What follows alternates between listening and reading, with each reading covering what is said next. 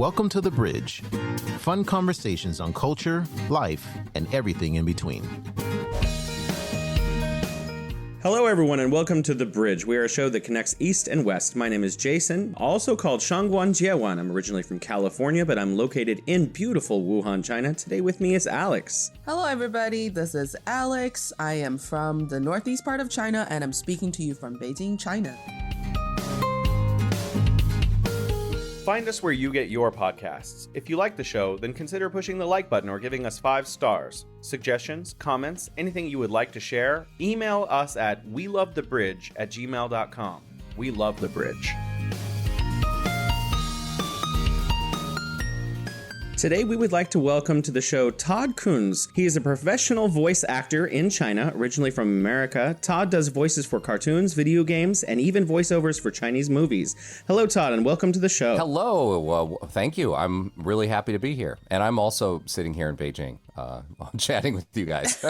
Todd, just to get so our listeners know a little bit more about you, where in the States are you from? Well, that's a long story, really, because I don't have a particular hometown. Both of my parents are American, but I was born in Belgium when they were stationed in the military. Oh. Yeah, so I was technically born in Belgium and then moved back to the States like 6 months after that. And because my parents were in the military, we moved pretty much every 3 or 4 years. So I've lived in Del Rio, Texas, Fort Worth, Texas, Taylor, Michigan, Washington, D.C., Florida, Missouri, and moved around a lot. So I don't really have like a hometown. Home is just where I happen to be at the moment, or where my parents happen to be at the moment. So right now they are in Arizona. I have a sister in England. I have another sister in Missouri, and then I would say before I came to China, I spent a good 10, 12 years in the Midwest. So generally speaking, if people don't have the patience to go through this long story, or I don't feel like it, I just tell them, Chicago area. So. Wow, that's. Do you have because you were in Belgium? Do you have any citizenship in Europe or anything like that? No, I don't. I do not. I think there was an option at a time that I completely missed, where I could have perhaps declared a dual citizenship by the time I was 16, but I did not take advantage of that. Didn't even know about it. So. That'd be pretty fancy. I haven't even been back to. I haven't done much traveling through Europe. So I certainly haven't been to Belgium. But I talked to a Belgian guy once, and I mentioned where I was born, and he said, "Oh, there." And I was like, "Oh, is that the wrong side of the tracks?" And he was like, "A little bit, yeah." Oh, wow. I know. That's like, goodness. That's like when I was telling my friends I was moving to Charlotte, North Carolina, and they were like, "Oh, where?" Hey, that's a pretty place, though. Yeah, I hear good things. I know so many people who seems live like there. People don't really know about Charlotte that much. That's why we're like, where are you moving to? That place? I don't know that place. I only know Douglas International Airport. You've been living in China for what, 5, 6, 7 years? Coming up on 6 years now. Yeah, I came here in 2016, May 2016. Great. Well, you've been here quite a while. What are some of the things that you enjoy living in China? Well, I've only lived in Beijing, so I always have to tell my friends, especially back home, Beijing is not China necessarily. I mean, it is in China, but you can't listen to me and then talk to another, a Chinese person and expect that we have the same experience. With that caveat, of course, I've been in Beijing the whole time, and I really love the convenience of being here. I'm kind of, I've lived in small towns, I've lived in big cities. I pretty much thrive in both, and I enjoy both for different reasons. I do like the big city of Beijing, and I think the thing I enjoy the most about it is that I'm kind of a pretty busy guy. I like to get up and do things and try stuff. And so I feel like Beijing is a city that's just always on the move, and it's super busy. And the pace here of life is fast, and it doesn't have to be if you don't want it to be, but you can really jump in and have a lot of opportunities and do a lot of things. And so I think that's what I've enjoyed the most. And also, I sort of like the scrappiness of Beijing a little bit. I mean, as a big city in China, for example, like compared to Shanghai, which I don't have a lot of experience in Shanghai, but I've been there about a half a dozen times, and for different reasons. I like Beijing. It's just it's people are a little more relaxed, I think. This is my impression anyway. Wow. That's the opposite of what I usually hear from people, that like Beijing is super intense. It is. You go to like another city and it's very relaxed. Well, so. I mean, intense in a certain way. I feel like in Shanghai, I would have to kind of care about what I look like when I go out. Oh, I see. You know? Yeah. Oh my God. I think Todd's right. I do have to chime in on this. I went on a business trip. I went on a business trip a couple weeks ago to Shanghai. And when I was packing, I was picking out like the most, all of the clothing items that I think are impressive. Because I was like, I just felt like I felt like if I didn't, I would be looked down upon in Shanghai. So I had to dress up. Well, also, I like the fact that, and I think this is a positive for some people, negative for others, but I feel like if I were living in Shanghai, especially my first few years in China, my Mandarin wouldn't be so great. It's still not that great, but at least I feel like in Beijing I was really forced to learn the local language, and that was an advantage. Some people don't want that pressure. I need to have that pressure applied to me, or else I just won't do it. And so I feel like Shanghai has a little bit of a handicap for foreigners in that way, that you can get around, generally speaking, surprisingly far without any Chinese at all. Whereas that just isn't, I've never experienced, that's really not the case. I get a little bit of a different vibe here in Wuhan. When I try to speak, sometimes people correct me a lot because I slip into like a little bit of Beijing dialect. Oh, no. And people are like, oh, no, that's not right. And they'll like, correct me. It's Edie Indian, not EDR. Right. Oh, that's hilarious. That's hilarious. That's funny. I was corrected by a taxi driver once. I was like, what? Why are you correcting me? He was really just trying to, it was like, I was like, Mer, and he was like, no, men. And I was like, oh, okay, whatever. You're clearly not from here, which is very odd for a taxi driver. Hey guys, that's free Chinese classes. Yeah, basically, if you would want to pretend that you're from Beijing, just speak Mandarin, but with like a pirate accent, and you've got it. Pretty much. So, Todd, we're really on here because it's fascinating, the kind of work that you do, and I think a lot of people would be very interested to hear about it. And so, could you tell us a little bit about what you do? Sure. I am a full-time voice actor and sometimes on-screen actor as well, but primarily voice. At least that's what I try to push, because I want to be as mobile and free as possible. I voice. I started out doing this on the side several years ago, and the business just got to the point where I was like making more money than I was making at my regular job. And so I just decided to transition, and I started a company here in Beijing. Nice. And to just, if you have your own company and all the I's are dotted and the T's are crossed, then you can also have your company issue you your visa. So I'm in full control of my work permit, which is nice. Liberating. Good for you. Yeah, it's a real, very liberating. But yeah, so it's just a one-man company right now. It might be more later, but I dub TV shows, Chinese TV shows into English. I might play a number of characters in one show. I've dubbed commercials, and I've dubbed movies. I've dubbed cartoons and done voices for those. And then more recently, there have been a lot of Chinese video games that are going overseas, or Chinese companies are just making games for the overseas market and skipping the Chinese market entirely, because it's actually pretty difficult to publish a game here with lots of restrictions. Yeah. So I've voiced many characters in about a dozen or so video games, mobile games, things like that, RPGs. Yeah, some big ones. Call of Antia, ATK Arena. I don't know. I don't play. I do play games, but I don't play these games. So I never end up hearing myself in them. Last week we had a gentleman on the show who does a professional video gamer, and he owns an NFT company, and he also is really involved in developing video game culture in China. And he had a company that moved around to different cities and stuff. And I'm curious, maybe if you and him would actually be, oh yeah, I know that game. That's you in the doing the voice. So I hope he listens to this. Yeah, that's very likely. I think, because Pat plays everything. Well, lately, and I do audiobooks as well. There's some platforms that do genre-specific audiobooks, and I have very, very regular work with a couple of these platforms, and so they'll just send me novels, and I get to record those from home. So I have a home studio, and I do about, I would say, 50 to 60% of my work is from home, so that I can just I have people who will send me stuff during the day. the life of this is no matter really how experienced you are, you generally have to audition for everything.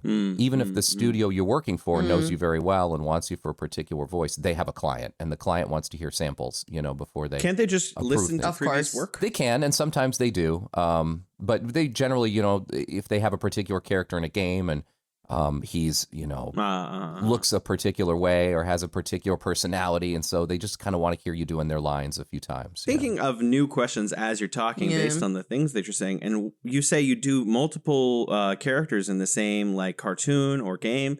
So like, could you give us a sample of a different version of Todd voice?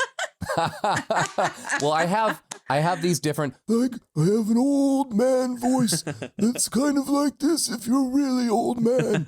Or I kind of modified that a little bit to play a monkey in a pretty famous Chinese cartoon that's going overseas. It's called Panda and Rooster. CCTV, I think, does it. I was like a monkey like this. So this monkey goes around. And so that's kind of like my old man voice, but with a gorilla, not a monkey, gorilla sound, right? Yeah. But then if you want to be like a rabbit or something like that. Or if I'm an old English gentleman who was walking down the street with a sword and... Oh my God! That's do you have like you say you have a child? You have a son? I do have a son. Yeah. So when you're reading stories to your son, is your son like having the best like story experience ever? It's a perfect opportunity, like for me to practice my voices. Yeah, when I'm reading to him. Yeah, it's true. That's amazing. or if it's just reading and not doing voices, your son would be like, "Dad, please step up." Pressure's always on. I'm always at work. Dang it. I don't like that voice. Can you go to change it, Dad? Yeah, Dad, let's take it from the top again. Right.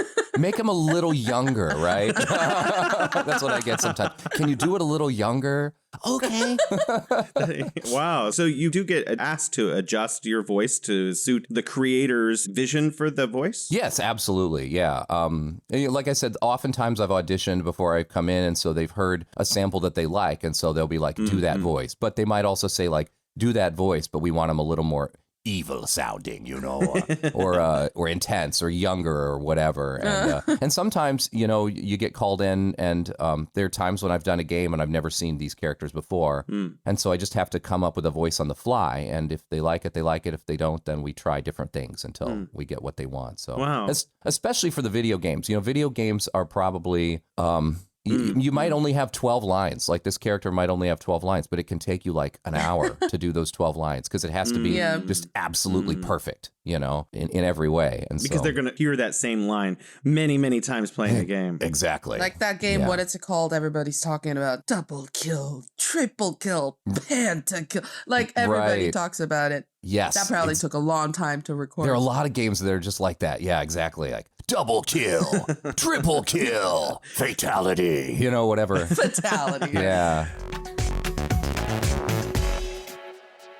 So, working in this industry, have you had any like eye-opening experiences or like suddenly realize you need to readjust your approach or like aha kinds of moments? In the industry, I've just had some pleasant surprises more than anything. I've been very, very fortunate. And I think that right now is the ideal time for people like me here in Beijing because of the pandemic and China's a bit more closed off and there are fewer foreigners here. A lot of people have left. And so there's a smaller pool of people. And so at one point I just had this happy moment, where I realized, wow, I'm getting more calls. I'm getting, around more to different studios and getting to meet more people. And I'm really trying to take advantage of that so that I'm sure, before long, people will start flooding back in here. And hopefully I'll be, well established, for that so that the competition isn't as fierce.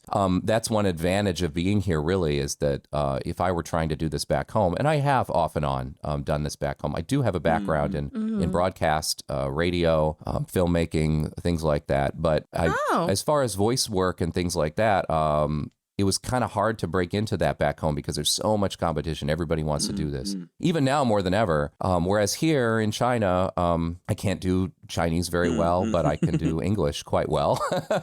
And so, I'm one of a few of us. So the circle is quite small. And in Beijing is where most of the post-production work happens for films and TV shows.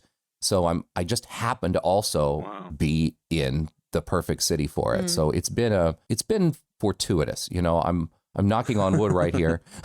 But I've been lucky more than anything, really, that there's just this confluence of circumstances that have allowed me to do what I'm doing relatively easily and get in on it pretty quickly. That's pretty amazing. But, a lot of people are now working remotely, even in other countries. Could you do projects like currently over the last year or so where you're working with companies that are outside of China? This is something I want to explore. I'm so busy with stuff in China right now that I'm just lucky to have to just not have time. But my ultimate goal is to be fully remote, so that no matter where I am in the world, I can do this. It's pretty important to me. So like I said, about 60% of what I do is from home. And even though I'm working for Chinese companies, theoretically, I could do that from anywhere, right? So jealous. So I'm really lucky. But, when you're freelancing, I mean, essentially it's freelancing. So when you're freelancing and it's just on a job by job, project by project basis, you never know, what's going to dry up at any point. I, at one time, was doing daily readings for Alibaba. Alibaba's platform has factory descriptions. It's very boring work, but it was very steady work. And I had to read these factory descriptions, and they would send me 30 to 60 of them every night. And each of them has to be timed precisely between a minute 50 and a minute 55. But, you get in a rhythm and you can do it. And that was nice, just steady, boring. But, it's that's sort of like the money is always going to be there, right? But that kind of stopped. I think Alibaba found other people, or they decided to do things a different way. And so that regular, steady income that I had with that job was gone just pretty much overnight, which is fine because I try to diversify. That's what you have to do, right? You have to have a number of these gigs. Yeah, you have to have a number of these gigs. So in between bigger projects like a movie or a TV series, you need to have things that are coming to you quite regularly. And so I try to balance that out. I have Todd on social media, and I noticed that one of your friends was commenting on having found a picture of you as a model, like in a poster somewhere that they'd seen in like the subway or something. So you also do modeling, is that right?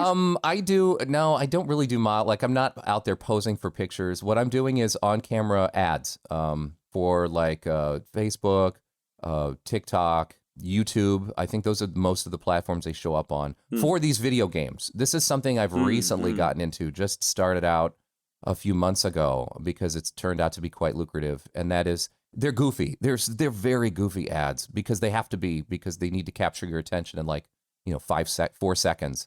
But they're for video games, casino games, mobile games mostly.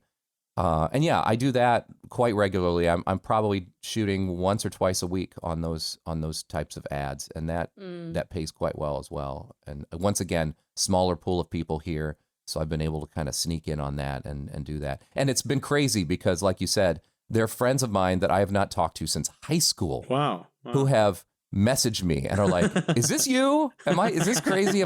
You're coming up in Facebook for me." So I think one of these companies is doing a lot of ad buys, and I've turned up in a lot of my friends' feeds back home, which is kind of fun, but also a little silly because these ads are really silly.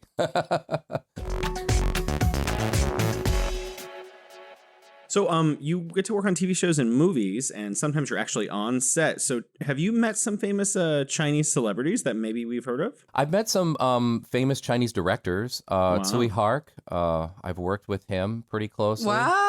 Oh, God, I love great. his films. And Dante Lam, I was on set. I was actually working with Dante Lam's team on the big, Chang Jin-Hu? The big movie that came out last year. I think one of the biggest Chinese movies of all time. I was very fortunate to be able to be hired by Dante Lam's team as a dialogue coach on set for a portion of the shooting. So they had they needed a lot of quote unquote American actors. In reality, the actors, they're white faces, Russian. but they're Russian, basically, or British, just whoever they could find, because this movie was huge and they were rounding up as many people as they could because they couldn't really get people from overseas because of the coronavirus. Yeah.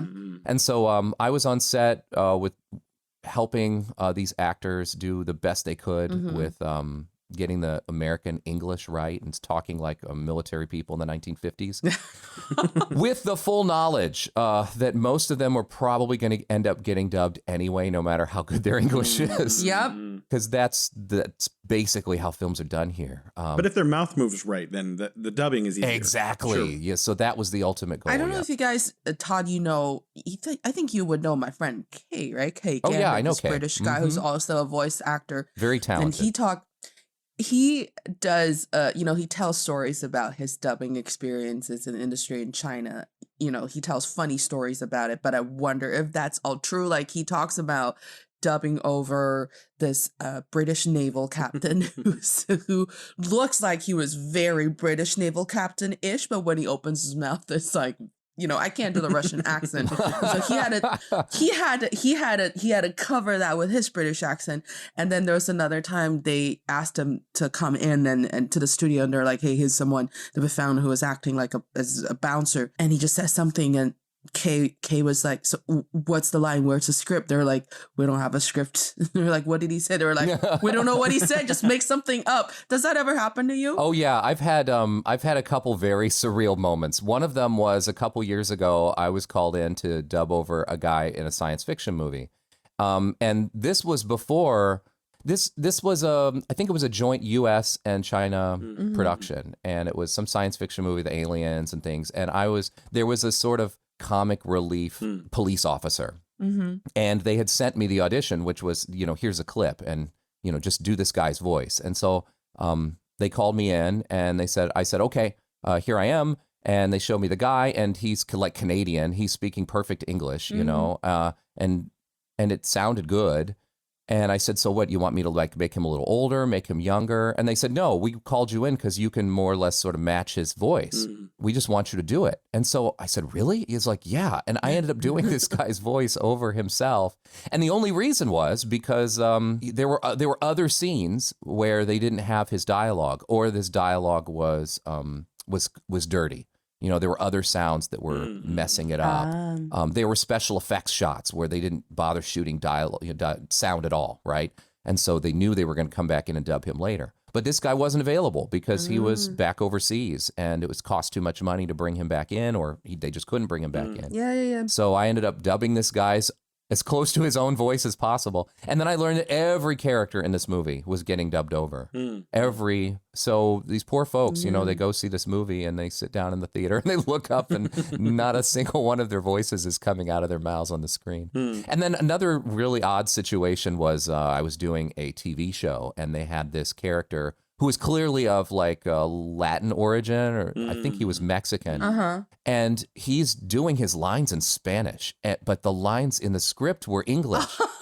And they were trying to get me to dub English over him, which I did, but the mouth didn't match at all. I said, what is going on here? And I said, why was it originally in Spanish? And they said, well, it wasn't. Like, the script was in Spanish, but the guy could not do English. So the director just let him translate his lines into Spanish, do the Spanish, and then later, knowing that they were going to dub it over in English and the mouth wasn't going to match at all. So I gave him like a bit of a Mexican Hispanic accent. And they were blown away, And I was like, well, you got to at least do that, like get something right about this character on the screen. And guys, believe it or not, I actually did a little bit of voiceover work in college myself as well. Oh, nice. It was very random. Some producer who came to our counselor, someone at school, and they're like, hey, we need people who, students in your department that could maybe do the voiceover of this TV show. And the lead actor back then, he was just budding, and now he's pretty big. I don't know if you guys know Luo Jin. That's his one of his earlier works. Probably not based on the fact that there's no reaction from both of you. I'm sorry. Anyways, but it was the kind of thing. It was a TV show about, Chinese students going overseas and getting their master's degrees and coming back and starting their own tech company in Zhongguancun. And of course, there's like a lot of love triangles, rectangles, whatever involved in the whole. And the character I was dubbing for was the second female lead, and she would, in the TV show, and she passed away very unfortunately in a traffic accident. But in the TV show, she was so talented, but she would only say, for example, the first 2 words in English, and then the rest of the dialogue would be in Chinese. And I would have to match the English dialogue length and how how she was saying the Chinese lines to English. And it was back then I was a college student and didn't have. There was a lot of love plots and dating and whatever that's involved. And I hadn't had any romantic relationship or experience at that point. So it was very hard for me to try to portray a woman that is a little bit tipsy at a date, wanting to say yes to this guy, but worried about him finding out that she has a daughter. I was like, I don't know what to do. You didn't have a lot of personal experience to draw from there, huh? It was hard for me to try to interpret. Based on our discussions about how much Korean drama you watch, it seems like this would almost be perfect for you. I guess if you haven't done it yourself, it's kind of like when you're imitating, it doesn't, I don't know, maybe I don't know, Todd, is that something that if it's not a personal experience, like, it's a little hard for you to really get into it. You could only try to mimic the emotion. Or Oh yeah, we talk about this all the time. I've done acting my whole life. I was heavily involved in theater when I was in high school and competitive theater events and things, and then took a break from it in college and was more focused on music. But then later, when I was a little more established and had a job and kind of a regular 9-to-5 routine, I got involved in community theater. And so I did I was always in a play or two at any given time, generally for a while, for a lot of my life. And one thing we talk about, especially the older guys like me, is like how much better we are now as actors, because we actually have this life experience that we didn't have when we were younger actors. We just had to pretend, but now we feel a little more confident in some of these roles with some of these situations, because we know what it feels like to lose someone, or to get married, or the euphoria of a relationship and all the pitfalls and ups and downs that go with that. You're better at it when you've experienced it. But yeah. That being said, I mean, it's not a requirement, right, for acting. Actors always have to play aliens and people that they could never possibly, have an experience with. So you just do have to have an imagination, I suppose. But it's a lot easier if you have personal experience to draw from, for sure.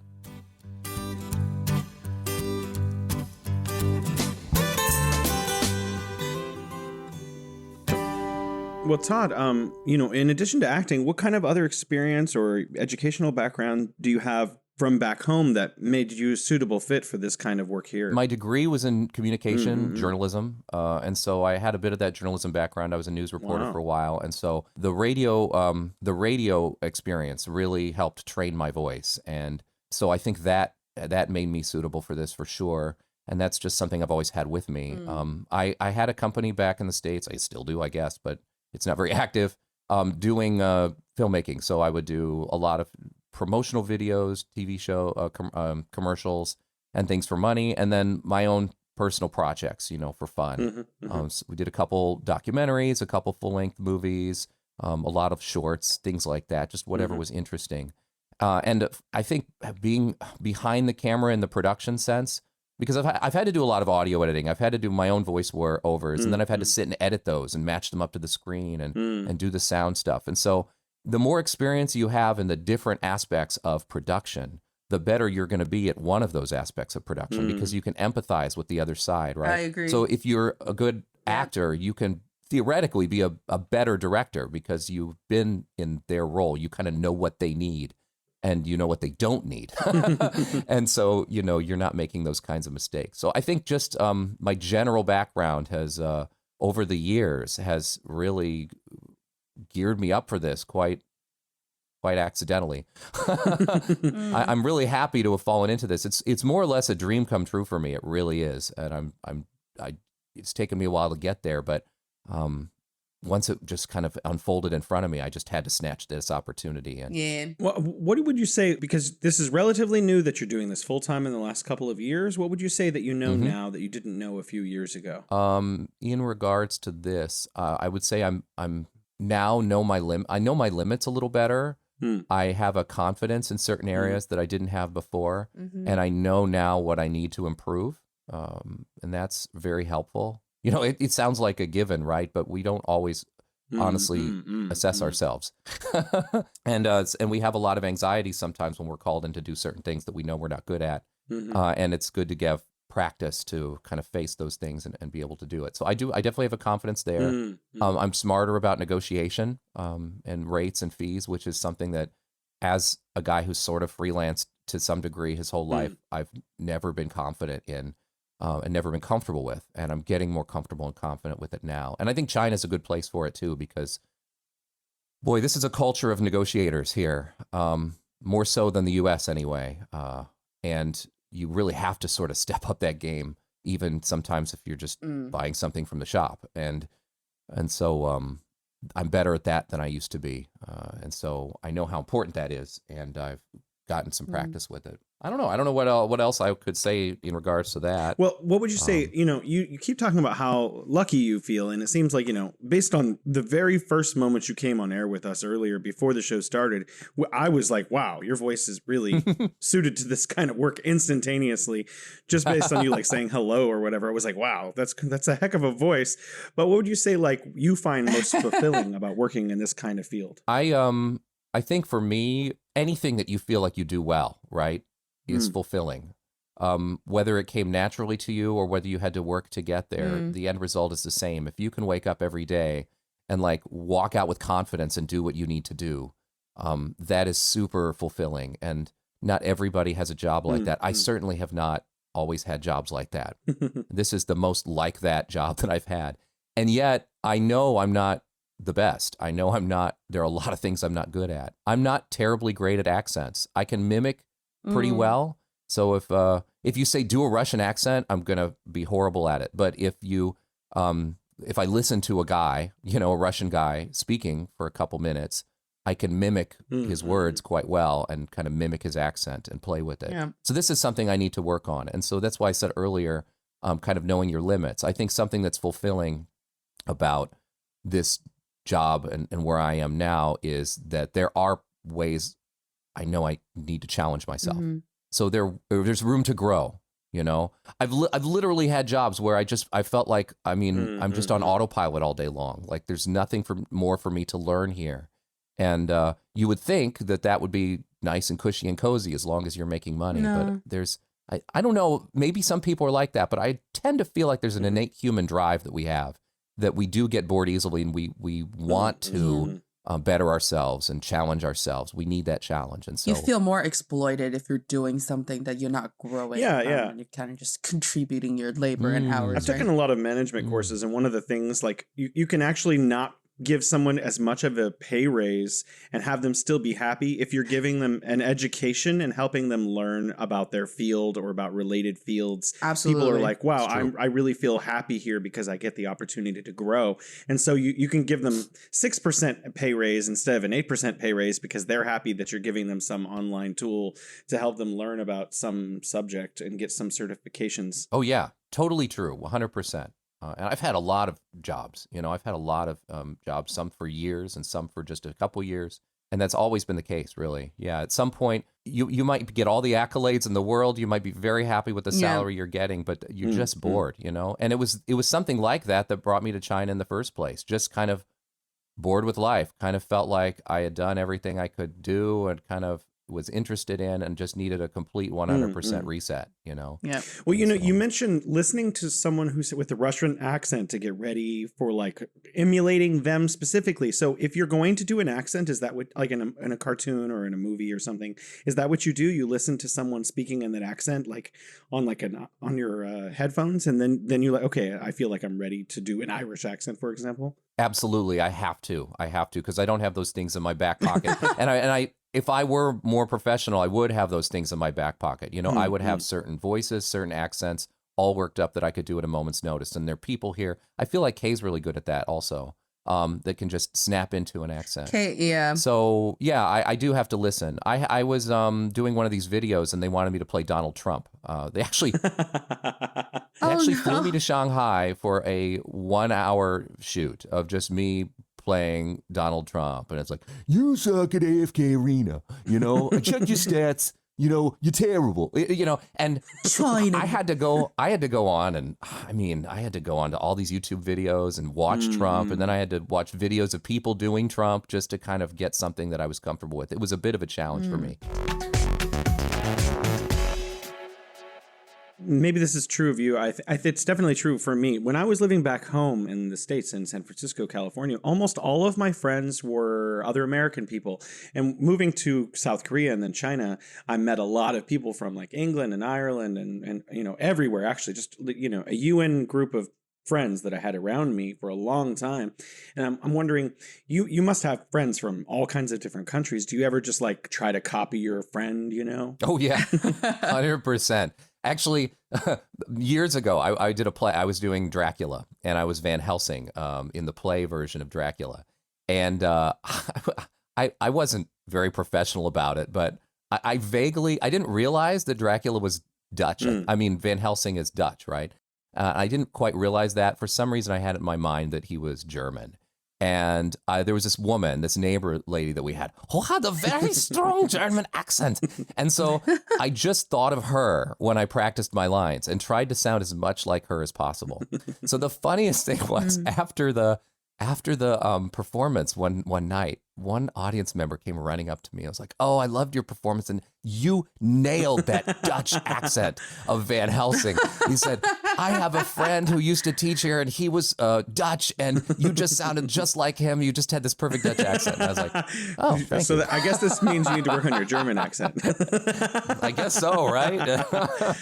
Wow. Okay, that's amazing. Oh, man. So, what kind of things do you hope that you can do in the future? Because it sounds like to me that you've done everything I can think of. Maybe I don't know very much about your industry, and that's why it sounds like everything. But like, what have you not done? What is your company? What have you not done that you're really interested in doing in the next year or two that would help you stretch? I really want to do some writing. I used to write a lot, and reading these audiobooks, I think, has really kind of lit a fire under me. These are what I read, to be frank with you, are these genre audiobooks. They're like supernatural werewolf things or like Twilight type stuff or, whatever. It's really hot right now, this fantasy genre, but also with a little romance and stuff like that mixed in. And a lot of what I read, to be quite frank with you, is pretty bad. It's wildly popular, apparently, because I can see the numbers. But I'm thinking, every time I sit down and read these books, I'm like, gosh, I could write something just half as good as this. Way better, yeah. Way better, yeah. Oh. And I have more faith in you, Ton.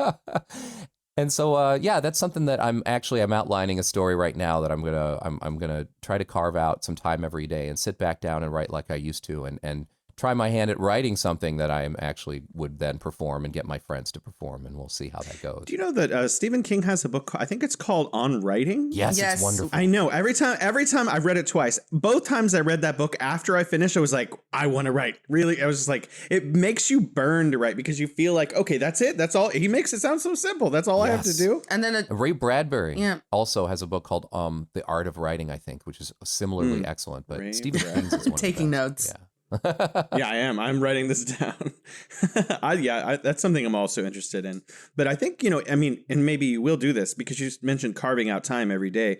You have to just write all the time and for a long period of time before your writing really like catches fire, Yeah, I think so. And read a lot too, which is something I've been doing. Fallen back on. Well, because you're doing it professionally, right? That's true. But I mean, like reading really good stuff, like sitting down with like a classic novel or something that, has been through an editor and has been quite good. And just kind of, I think reading a lot makes you, that's what Ray Bradbury would say. Yeah. Reading a lot makes you a better writer. Absolutely. I think that's the same thing if you want to learn a language, you have to intensively listen to it for enough time. And then, you pick up all the things that you wouldn't know if you just do it from trying to learn it from other people. You have to immerse yourself in the environment, and that's what kind of reading is to writing. On a kind of parallel question, I have a question for Alex, actually. Some of the people that we work with in making the show have been asking me, like, wow, how did Alex learn her English? And there are a lot of people that are really impressed with that. And I was wondering, Alex, if you could help some of our Chinese listeners out with like some tips on how you became so fluent, because you basically sound like an American to most people who listen to you. The funny answer to that I came up with was just Desperate Housewives. Whenever people ask me, I'm like, that's why I watched. That's the secret. That's a secret. TV show. And if you want to know the bonus answer to that, that's Gossip Girls. It's Wow. I know. I watch a lot of nonsense drama when I was in high school. I actually started learning English a lot later than other people.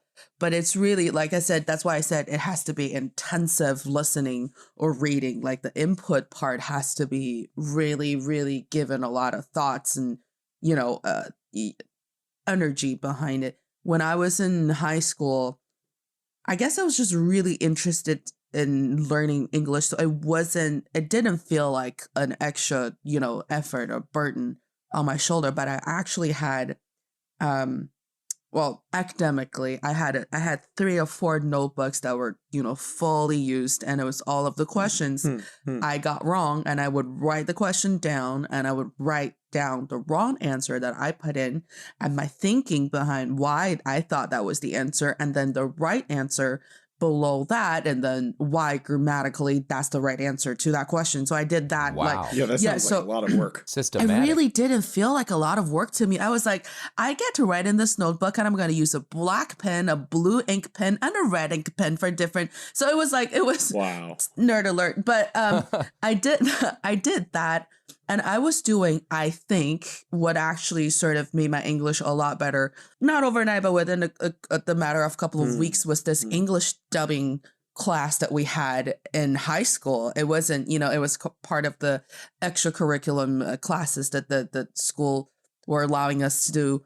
And we were watching movies like, Forrest Gump and The Princess Diaries and, all of these, not classics, because you wouldn't call Princess Diary a classic, but we would watch a certain clip from that movie over and over and over again, and you try to recite the dialogue. You have to dub over it. So you kind of, through that process, really notice a lot of like subtle things of the, quote unquote American accent or just English in general. And I think that kind of opened a door. And then I went through sort of a crazy phase with my friend Jennifer in high school. We would talk to each other only in English. And I despise that nowadays. I hate when Chinese people talk to each other. Like when we're both fluent in Chinese. Why? I hate that. But in high school, I was like, I am doing this. I don't care where I am improving my spoken English. I don't care what other people think. And then apparently, like years later, my high school friends talked to me. They were like, oh yeah, were you going through a phase in high school where you and Jennifer would just like speak to each other in English like all the time? I was like, well, I guess it was a little crazy. But that's my secret. It sounded like a lot of different pieces of advice. And I think, someone could put together their entire lesson plan based on that. Thank you very much. I know there's really no shortcut. That is, I've heard that many times. I have a few friends whose English, their accent is so American that if I met them in the U.S., I would never imagine. And in all of their cases, they've never been abroad. And I was just shocked that was even possible. And they all said the same thing you did. They said, you know what? I'm just A, very interested in learning English. And B, I watched a ton of TV, mostly Friends. Will and Grace for me. I have a student named Chandler right now. It's pretty obvious in my head where that name came from. Yeah. I wonder. Todd, you mentioned flying to Shanghai. So obviously you've been here, you said coming up on 6 years. Where else have you traveled around China, and what did you like about some of these places? Oh, sure. I've been to Shanghai a number of times. I've been to Suzhou, Xi'an. I've been to Hong Kong, Taiwan a couple times each. I've been to Shenzhen. Ooh, and Harbin during the snow festival, right in the middle of the cold. Alex is from Dongbei, from the Northeast, but she hasn't been to the ice festival. Oh, we were just talking about that. I mean, I think it's good to do once. I've never been to the and festival. Then never again, because actually the whole time I was in Harbin, I was thinking, this place must be really nice in the summer. You know, it's beautiful in the winter. It's even more beautiful from inside a warm house looking out because I'd never been so cold in my life. Yeah. And I lived up in the north, you know, close to Canada and the U.S. I thought I knew what cold was, but no. Harbin in February during the Ice and Snow Festival. Oh, my goodness. Proved you wrong. I'm sure for the eyes, it's a feast. No. Oh, feast for the eyes for sure. And really impressive. Japan has something similar. They have up in Hokkaido, in Sapporo, they have a snow festival, which I had also been to because I lived in Japan for a few years. And they both were different. Japan was much more into these giant snow carvings and ice carvings. And the Harbin one was bigger and was more about these giant like structures, like ice castles you could like walk around in, and like stairs you climb up inside and all around. It was just mind-blowing in a completely different way. Yeah, you could walk around it and just let it go. Let it go.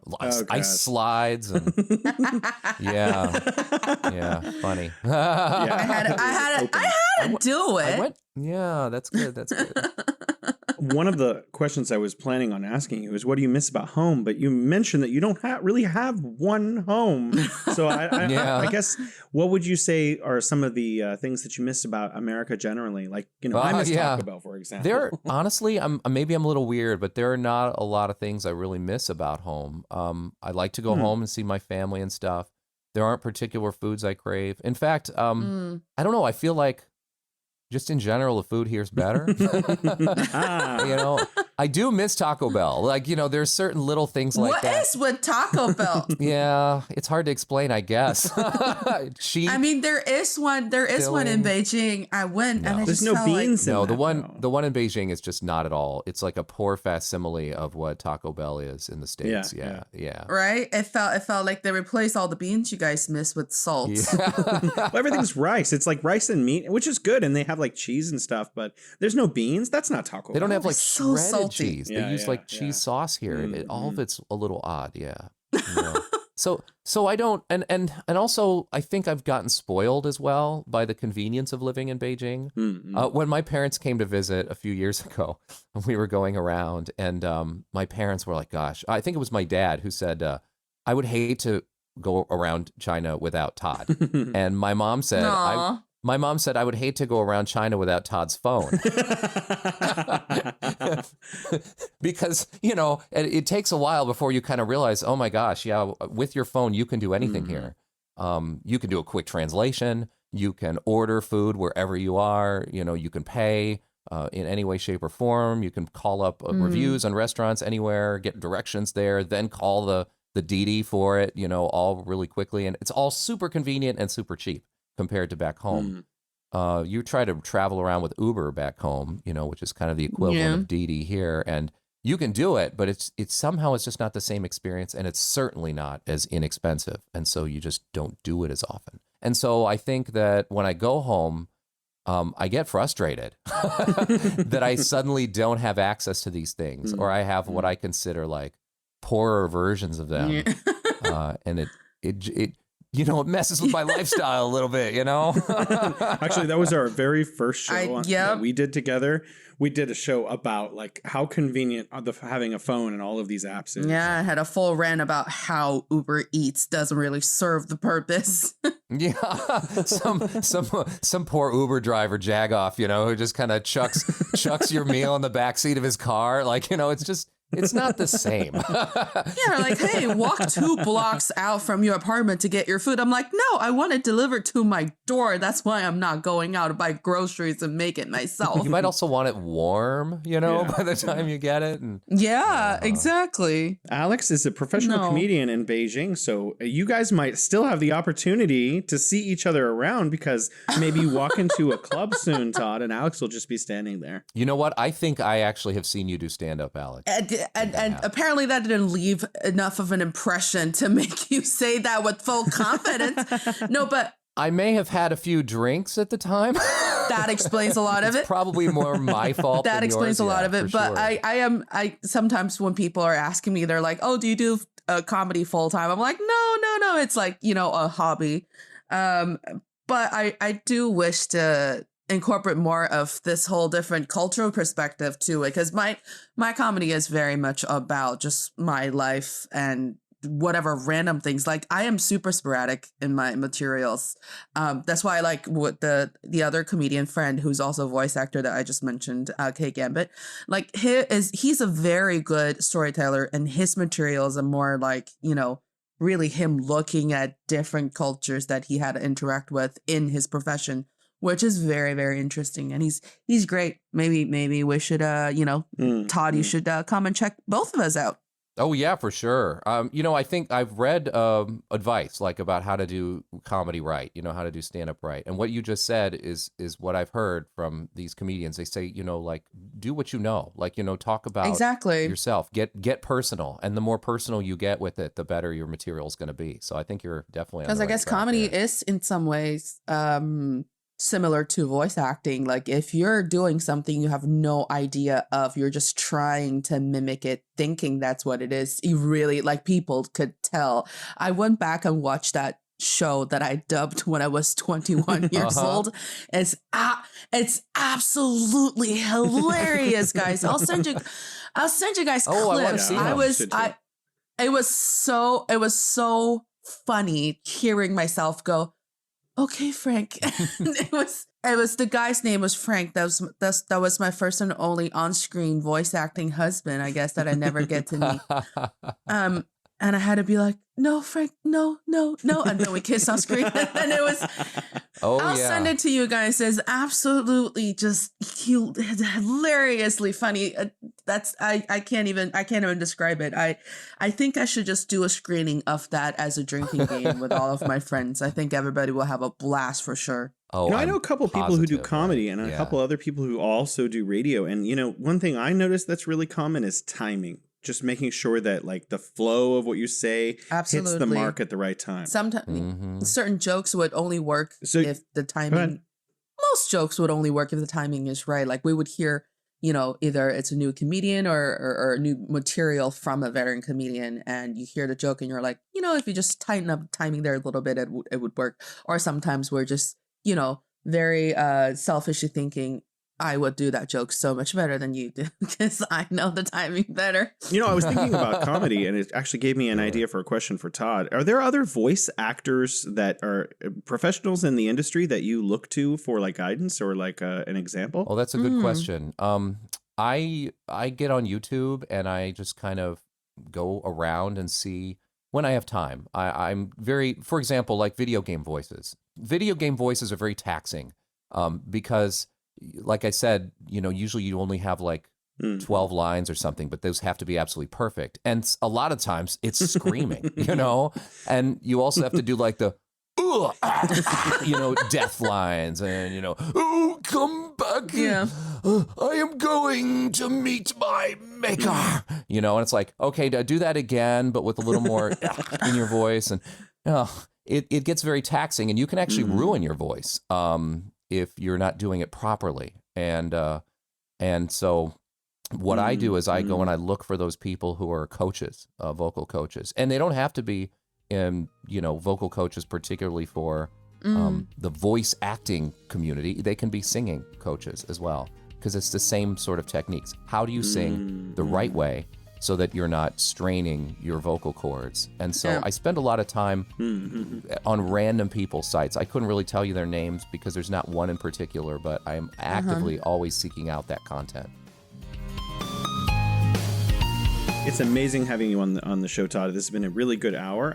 We are out of time, so we're gonna have to say goodbye to you and to our fans. Well, it's been great being on here. Thank you for having me. It's a joy to chat with you guys. And Todd, give Jason and I a thought when you're thinking about hiring new people next for your new project. All right. When I'm ready to add to the staff of my one-man show, I will be sure to give you guys a ring. We're ready. All right. Bye, everybody. Bye-bye.